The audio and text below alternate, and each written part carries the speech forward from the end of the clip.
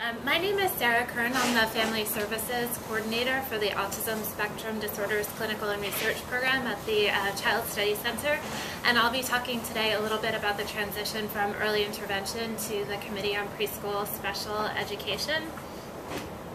And this is the outline for tonight's workshop. So basically we'll just talk a little bit about the legal history of the mandate for special education services. We'll talk a little bit about the key differences between early intervention and CPSE, because I think there are some differences in the philosophies of the two programs that are pretty important to recognize. We'll talk a little bit about the CPSE referral and evaluation process, the Individualized Education Plan meeting, the different CPSE service models, and then next steps in terms of the follow-up after the IEP meeting and other resources that are available to you as you kind of navigate this process. So services for educational services are mandated under the Individuals with Disabilities Education Act. And so EI services and also CPSE services are all mandated under this piece of legislation. What's important to kind of recognize with this, with IDEA, is this idea of a free and appropriate public education. And why this is important is because I think appropriate is one of like the key buzzwords that you always hear as you're kind of working your way through the Board of Education. You know, I think a lot of times what you'll hear when you go to your first IEP meeting is, we don't provide the optimal service plan, we don't provide the ideal service plan, we provide the appropriate service plan. So I think when you're kind of like thinking of buzzwords to use when you're trying to advocate for your child's services, just this idea of what's appropriate and that this is the plan that you think is appropriate. And that's really, that language is really taken from this piece of legislation where the legislation is mandating a free and appropriate public education for children with disabilities. So it's just the idea of appropriate and how you can kind of use that terminology to help advocate for services as you're navigating through the system. And Part B of this piece of legislation is the part of the legislation that mandates special education services for children ages 3 through 21. So in terms of the differences between early intervention and CPSE, I think the main differences are the location of services. So early intervention, all of your services, for the most part, are provided at home. You may receive some services in a sensory gym or some center-based services, but they're mostly provided at home, and this will change as you go into CPSE. Most services are provided in a school setting or an office setting. So even if your child just ends up receiving speech and occupational therapy, it's more likely that the speech would be office-based and the occupational therapy would be office-based or sensory gym-based.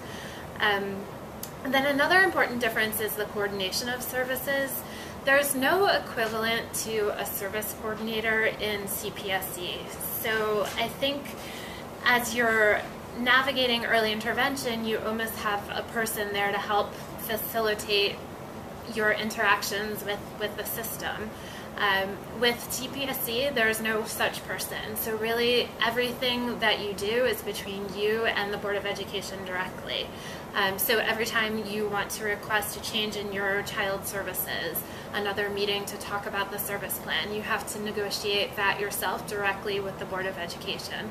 So that's a pretty big difference, I would say, between early intervention and CPSE, that you don't have someone to kind of serve as an intermediary between you and the system. And then I think the point I put here is differences in the approach to services between the Department of Health and Mental Hygiene versus the Department of Education. So early intervention is housed under the Department of Health and Mental Hygiene, whereas CPSE is housed under the Department of Education.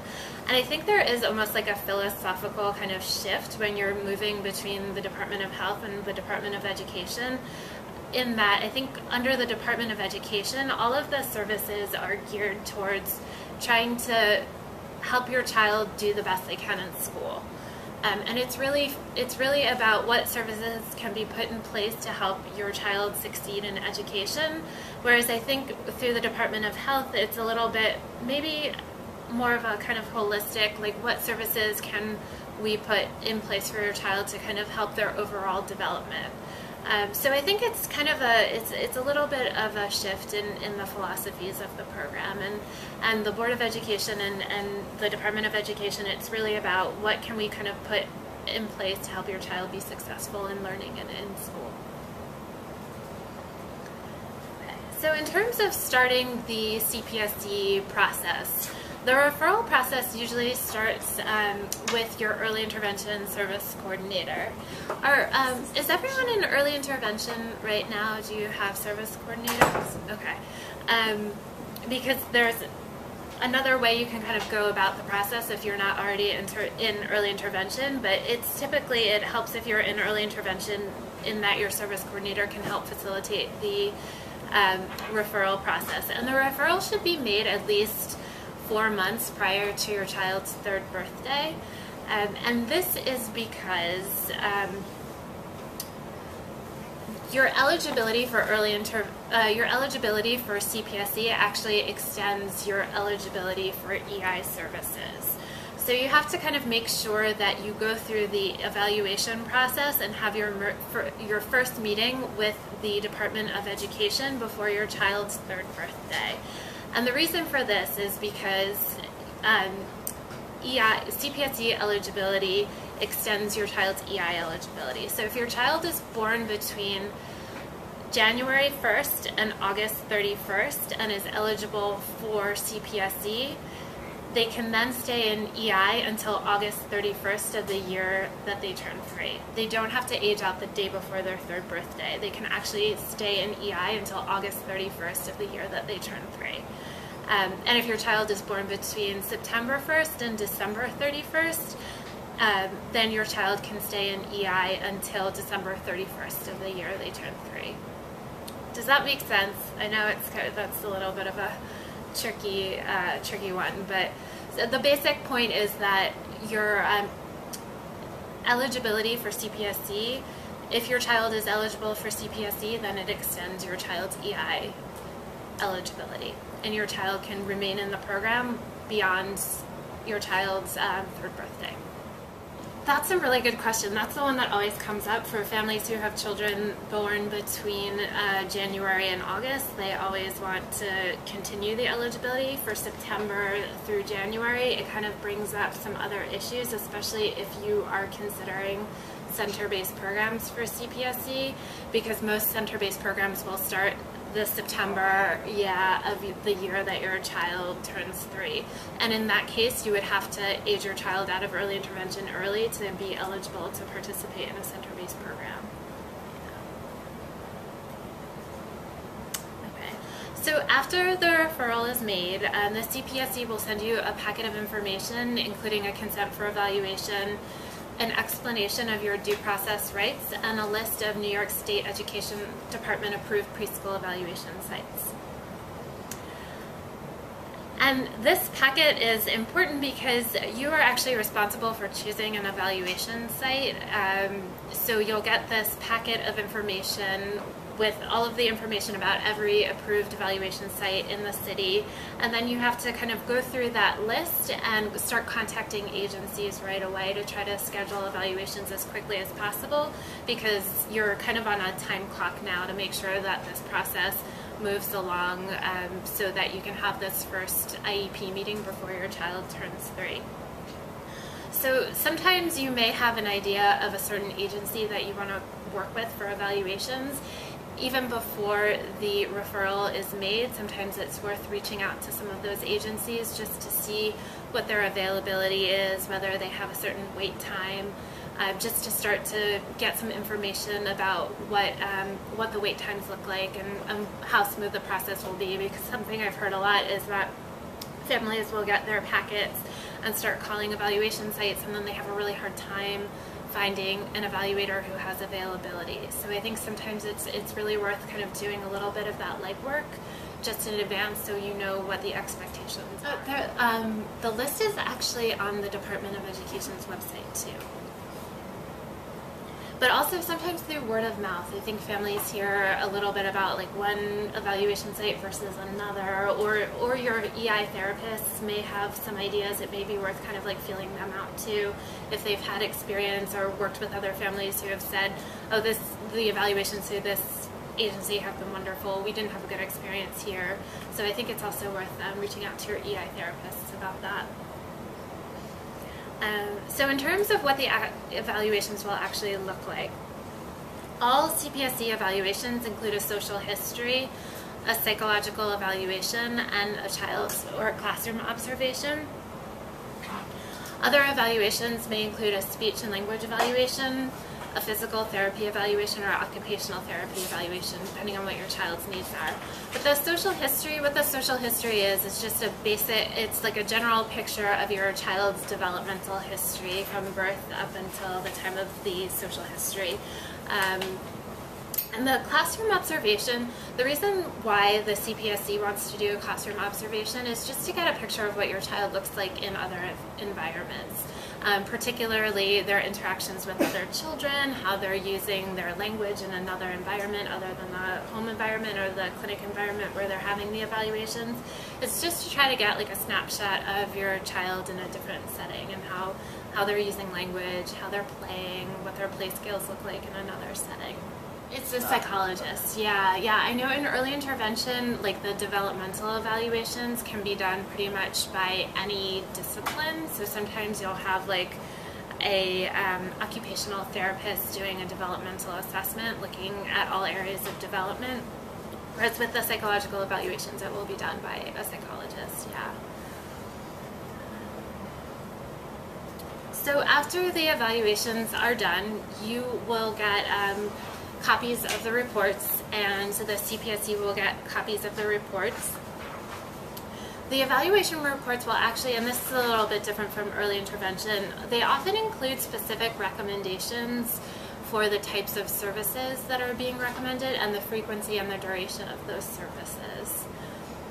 So just kind of like a word of advice, I would suggest that you review the reports for accuracy and to determine whether or not you feel like they're a good reflection of your child and your child's skills and abilities, because sometimes you would be surprised what you kind of end up seeing in the reports, misinformation. Also, when you actually go to the IEP meeting, that will be pretty much like the first question the CPSE administrator asks you off the bat. That's always one of the first questions they start with. Did you receive the evaluations, and do you think the evaluations are a good reflection of your child? So just to kind of like think about that and prepare for that question, because it's almost always like one of the first questions they ask. So after the evaluations are completed, some more points, the CPSE administrator will review the evaluations and schedule a date for the IEP meeting. And this next point is just to kind of show again that everything is kind of on a time clock, like it is for early intervention. So between referral and the CPSE meeting, it's 45 school days, or within 30 school days of you signing consent for the evaluations. So that's just another point to kind of take into account. The agency who does the evaluations doesn't have forever to kind of complete the process. Everything's on a really pretty strict time clock, and there are consequences if they don't fulfill their obligation in completing the reports and submitting them to the CPSE in a certain time frame. So that's something to keep in the back of your head. So the IEP meeting itself. So the overall objective of the meeting is to determine what services your child is eligible to receive through the Department of Education, and how your child's needs can be met in the least restrictive environment. And that's like another kind of Department of Education buzz phrase, least restrictive environment. And that means like what is the minimal level of services that can be put into place to kind of have your child be successful in a learning and academic environment. So the who you can expect to see at the CPSE meeting would include a CPSE administrator, and that's kind of like the chairperson of the meeting, and that person will be responsible for ultimately signing off on the services that you are that your child's approved to receive. An evaluation representative. So the evaluation representative is someone from the evaluation site who will be there to kind of speak to the evaluations, to speak to the recommendations in the evaluations, and also to answer any questions that you may have that came up regarding the evaluations.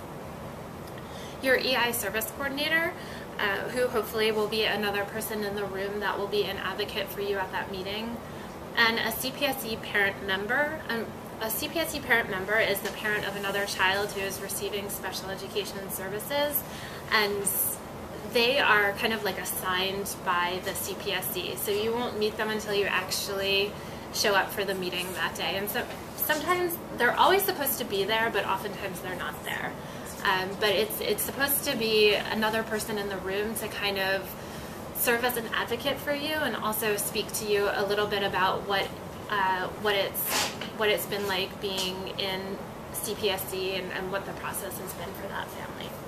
So just a couple of recommendations for the IEP meeting. I always recommend bringing a lot of documentation, especially letters of support or recommendation from your EI therapists, because I think your EI team, often knows your child really well by the time you come up to this meeting, and can really serve as a really great advocate for your child and kind of putting together an IEP that feels good and that feels right for your child.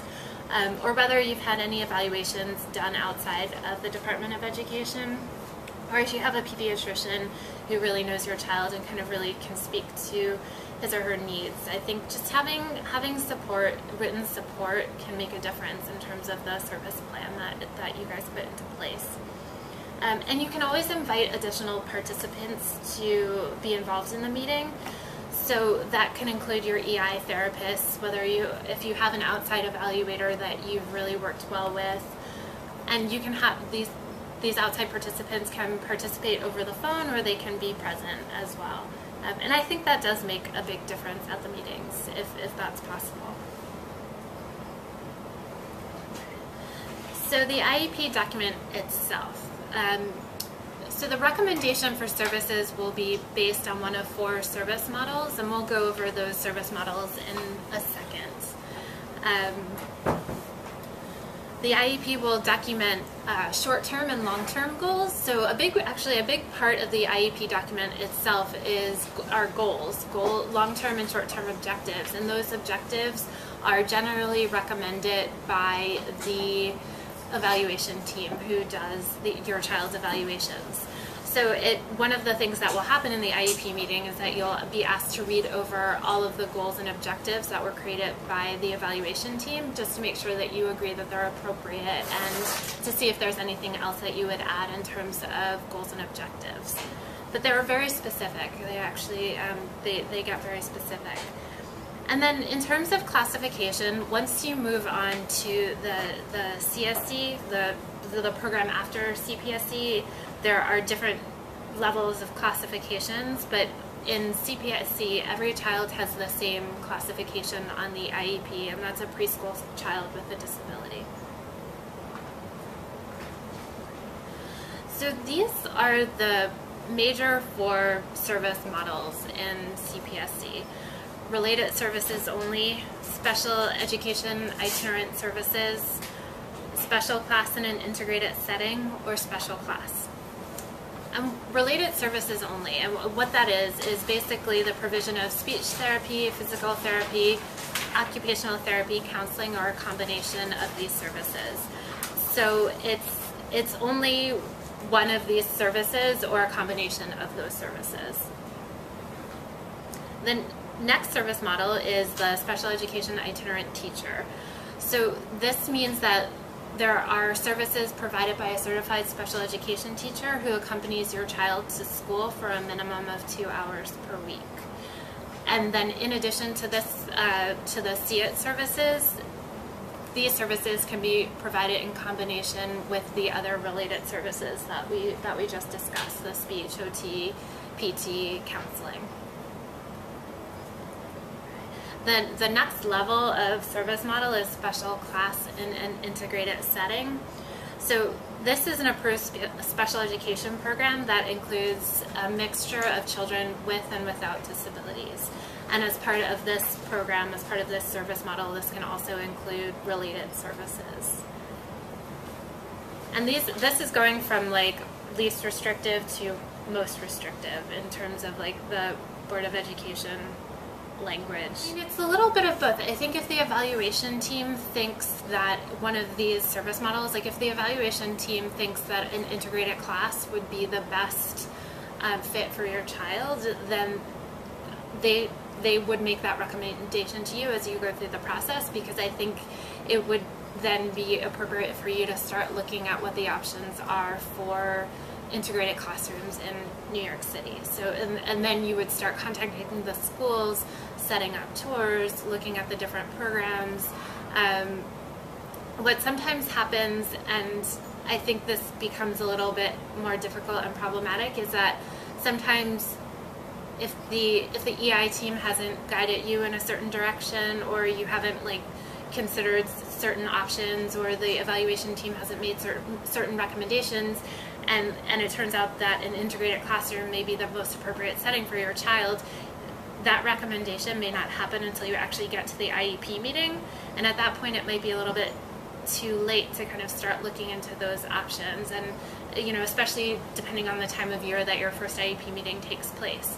So I think and then you'll be encouraged at the IEP meeting to start looking into integrated programs, but then it may be a little bit late in the game. So I think the earlier you can talk to your early intervention team, get feedback from the evaluators when you start the evaluation process in terms of what their recommendations will be in terms of one of these service models, so that you can then start looking into these different options and possibilities. I mean, like in Manhattan, I can think of just like a handful of schools that have integrated programs. Like one is the Gramercy School through YAI.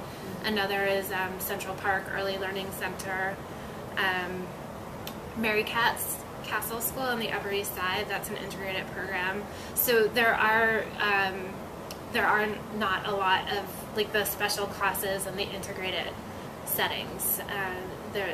The options are much more limited, which again is why I think it's helpful to really start thinking about these different service models and where you know what might be appropriate for your child, because it does take a lot of research and then kind of follow up to make these things happen. So that the sooner I think you can start the process, I think it really helps. So we just talked about the integrated class model, and then the last service model is a special class setting. And what that is an approved preschool special education class which contains all children with special needs, and may have a range of student to teacher to teaching assistant ratios.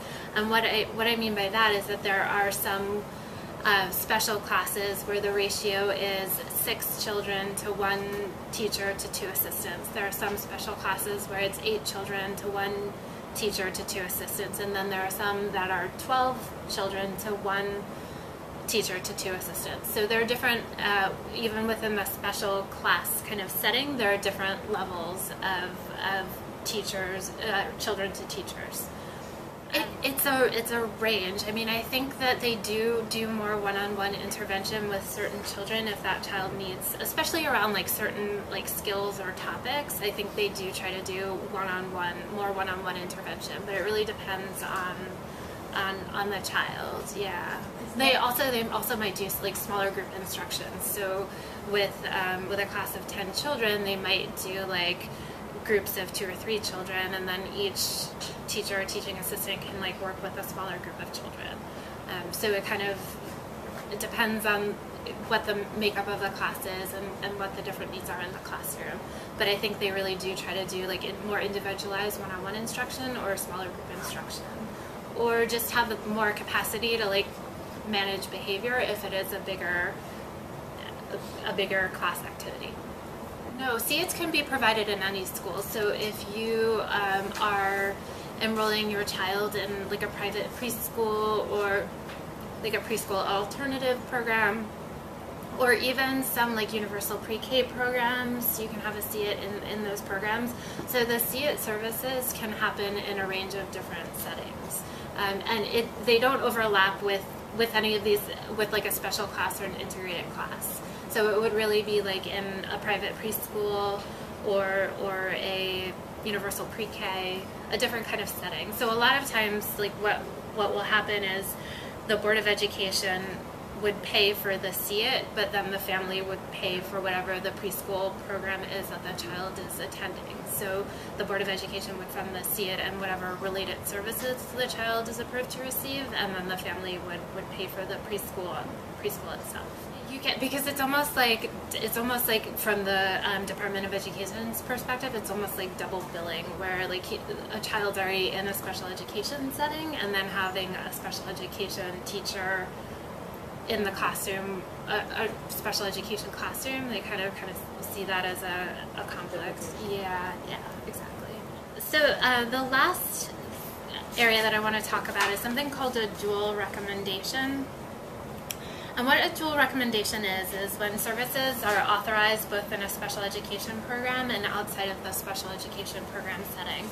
And so an example of a dual program would be if a child is approved to attend a center-based program in an 8 to 1 to 2 classroom with OT, PT, and speech at school, but then in addition to that program at school is then approved to receive, say, 8 hours of SEIT in the form of ABA outside of school. So these programs can be very difficult to put into place in terms of like advocating with the Board of Education for this level of service, because this is pretty much like one of the highest levels of service that you can request through the Board of Education. But I just want to make the point that it does happen, and I think to make this happen, this is one of the cases where having a lot of support and documentation from your current team of therapists can really make a difference. So it's just the idea of having a special education program and then services on top of that. And I think one of the ways that you can kind of frame the argument, just kind of thinking about it now, is that most center-based preschools aren't based on an ABA model. So if ABA is a service that your child really needs and is responding well to that intervention, I think that's kind of a way that you can make the argument in terms of needing that to supplement what's happening in the preschool program. Honestly, the CPSE administrators will try not to authorize it, but I think if there's like a demonstrated need for intensive behavioral therapy, I think you can make the argument for it, especially if your child's receiving ABA now and has responded well to ABA. I think having support from your current ABA team, letters, being there in person, can really make a difference. So at the end of the IEP meeting, if you come to an agreement regarding the recommendations for services, you'll be asked to sign the consent for services form. And you can agree to start services either immediately or at an agreed upon future date, and that becomes relevant if you are continuing early intervention services. So a lot of times if children are in EI until August 31st, they'll agree to start their IEP as of September 1st. If you don't agree with the IEP recommendations, basically you have due process rights under CPSE, and these take the form of mediation or impartial hearing. What mediation is, it's a voluntary process to work out disagreements related to the recommendations of the CPSE. And you will meet as a family with a representative from the DOE and a qualified mediator. And the mediator will just try to help you to kind of work through your argument and try to come up with a mutually agreeable determination. And it's binding. Mediation is binding. So if you come up with an agreement at mediation, then both parties must honor the arrangement that was reached through mediation. And the The more intensive process is impartial hearing, and this is a formal proceeding in which disagreements between a family and the school district are decided by an impartial hearing officer who acts as a judge and will issue a decision. And most of the time going into an impartial hearing, families have either an educational advocate or a lawyer present to kind of help with the process of hearing evidence and providing testimony. It helps a lot with the process because this is a very formal process and it is also binding, so whatever agreement is reached by the impartial hearing officer or whatever determination is made by the impartial hearing officer is binding. So after the IEP is created and you are in agreement with all of the recommendations, annual reviews of the IEP have to be held at least one time a year. That's the minimum. But if you are unhappy with a service, or if you are, or if you want an increase in service, then you have the right to contact your CPSE administrator at any time to request a new meeting to discuss an increase in services or a change in services.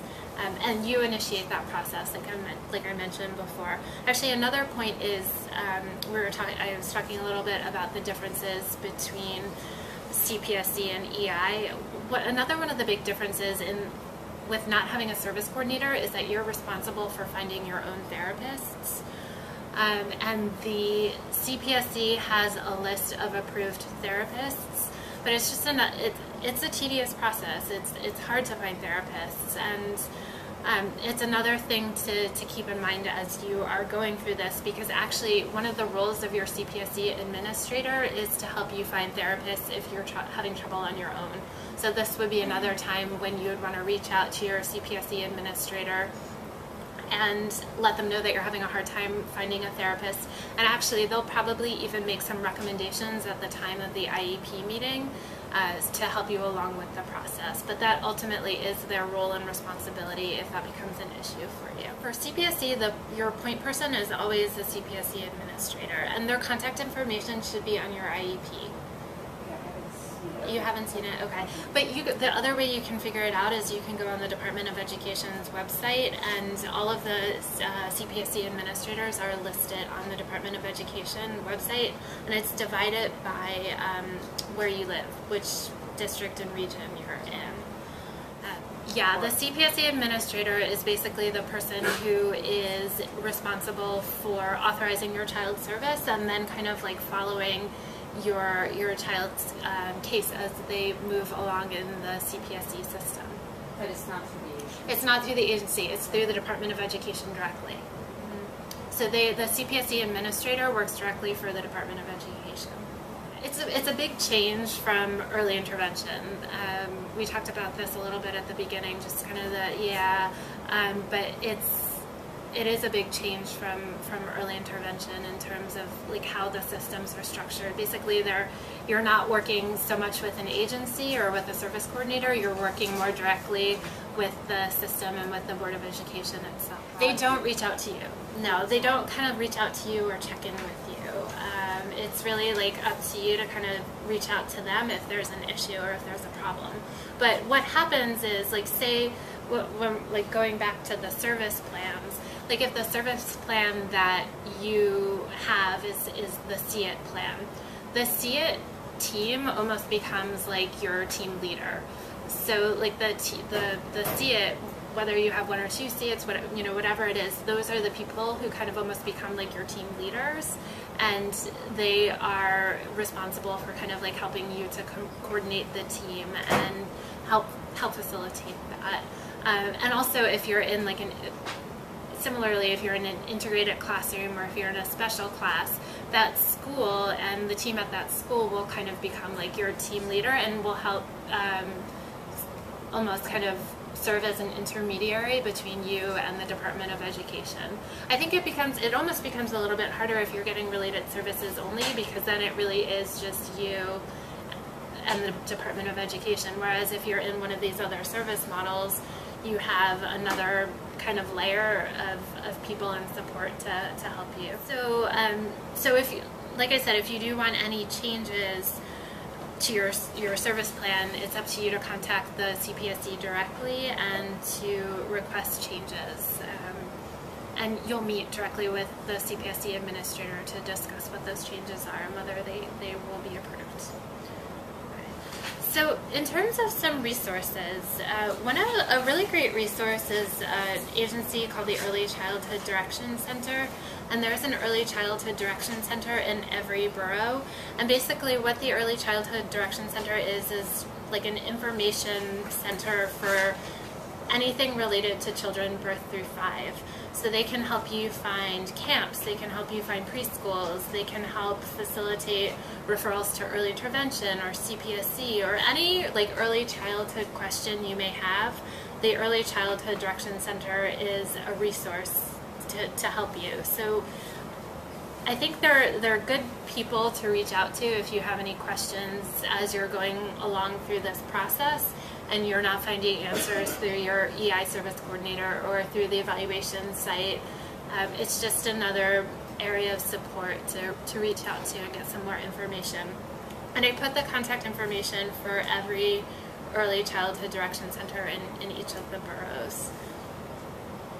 And then some other resources, these are some websites: the New York State Office of Special Education, the New York Department of Education, the Special Education Division, and then Advocates for Children. Advocates for Children is another organization that provides a lot of resource and support for families as they're going through the educational system, and they have a lot of information on their website and resource guides on their website about the transition from early intervention to CPSE, and also actually the transition from CPSE to CSE. The CSE is the Committee on Special Education, the system after CPSE that starts at age 5.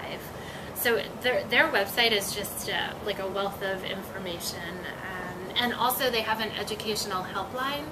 So if you run into any questions as you are going through this process, they have a helpline that you can call and speak to. They actually, it's a legal practice, so you can get sort of quick and easy legal advice about some of the issues that you're encountering.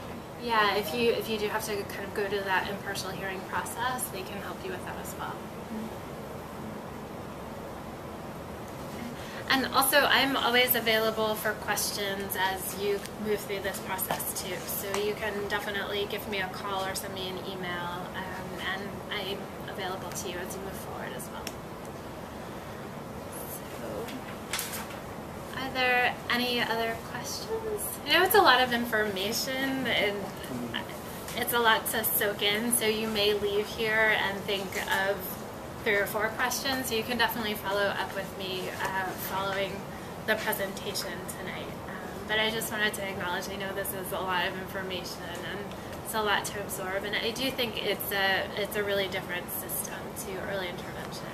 About it. I mean, the Department of Education does have a list on their website of therapists who are approved to provide speech therapy through the CSE. So it's always worth taking a look at that list. It's a pretty long list, and I know it is just kind of picking names. But I would suggest maybe starting there.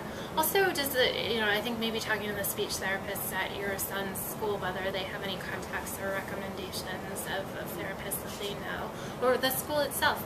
And actually, just again, like thinking about, it should be the Department of Education's responsibility to help you find these services. So kind of going back to whoever the chair is at your son's school, and kind of like putting the onus on that person to help you find a therapist as well. So when you reach out to the evaluation site and start scheduling the evaluations, you can talk to them about the different settings that your child's in, and that he or she's in daycare, and talk about scheduling the evaluations around that. But I think they would want to see him in his daycare setting if he's spending so much of his time there.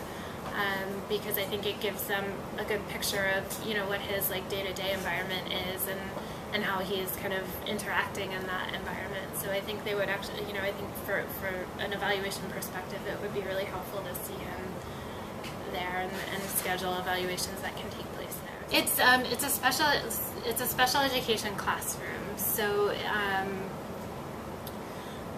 there are different ratios. So there's like a 6:1 to 2 classroom, an 8:1 to 2 classroom, a 12:1 to 2 classroom with a special education teacher, and then there would be also related services at school. So most of the schools have, like special education schools have a sensory gym on site. They have speech therapy. Some provide counseling. So all of the related services are built into your child's day. And some of the related services are provided in the classroom, and for some of the services your child may be pulled out of the classroom for more of like a one-on-one therapy session. So that's what they look like. That definitely, I mean, it happens. It doesn't happen a lot, but I think like the first step would be to call the evaluators and to kind of let them know what your interpretation was, or how you think it's an inaccurate representation, and then hopefully it can be resolved at that stage, whether there's some like changes done to the reports. Hopefully it will be resolved at that stage. If you don't see it before it goes to the CPSE, you get the reports pretty much around the same time, but the CPSE will want to know when you go to the meeting what you thought of the report. If you can't resolve it like directly with the evaluation site, this happens very, very rarely, but I've known it to happen where another set of evaluations are done, and the CPSE has to approve them, and they wouldn't be through the same evaluators, they would be through a different evaluation site. So that's like worst case scenario, but I think that situation comes up very, very rarely. But it is, you know, like if you really feel like the evaluation site didn't do a good job and really didn't capture your child, that possibility exists of really kind of requesting another set of evaluations through a different evaluator. That's a good question. It comes up a lot. I mean, I think you have to agree to disclose the reports to, like, a private school couldn't access the Board of Education's records and those reports unless you agree to share those reports with a private school. The only people who would have access to the reports are kind of like within the Board of Education. So that's someone within the Board of Education could look at your child's online record and see that they had an evaluation. But it's kind of limited to the Board of Education. So a private school wouldn't have access to those records or to that information unless you agree to disclose it. I don't think they can request it. I don't think they can request it, but I don't think they can receive it unless you give written permission for them to receive it. On a case-by-case? On a case-by-case basis, yeah.